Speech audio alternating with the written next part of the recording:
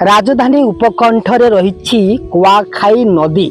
ये नदी आपन को देखिए विसर्जन काम लगे, विभिन्न तुठ लगे, किंतु गत किछि दिन हम आपण मैंने देखुवे यही नदी रे बुड़ी की मरिबा घटना बहुत हो गलानी। एठी आत्महत्या घटना घटुची, किंतु आत्महत्या तो गोटे दूसरा कथा।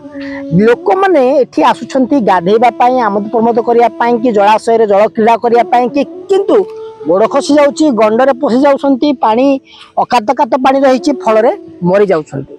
एवं अधिकांश मरीथिबा देखा गले छात्र छात्री माने आसु माने स्कूल पिला आसुछंती, एठी गाधौछंती, घरु जणे कि आसुनाहांती, अमानिया होउछंती, जल क्रीड़ा करूछंती एवं मरी जाउछंती। ए नै कि पुलिस मध्य तुठ आरंभ लिखिछि देठी अकातकात पानी अच्छी सतर्क सूचना देछि, तथापि सेमानक पई कोनोसी प्रकार खातिर नाही।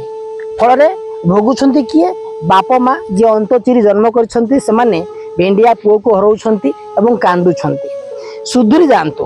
कुआखाई गोटे नदी एमितिया जोटी की गंड रही एवं चोरा बाली रही। आपन ठिया हेतिबे, आपन को लागिबो 2 फुट पानी भीतर अछंती, हठात सुहा आसीबो एवं 5 फुट हे जिवो, माने गंड को आपन को टाणी नबो, आपन जीवन हरई देबे।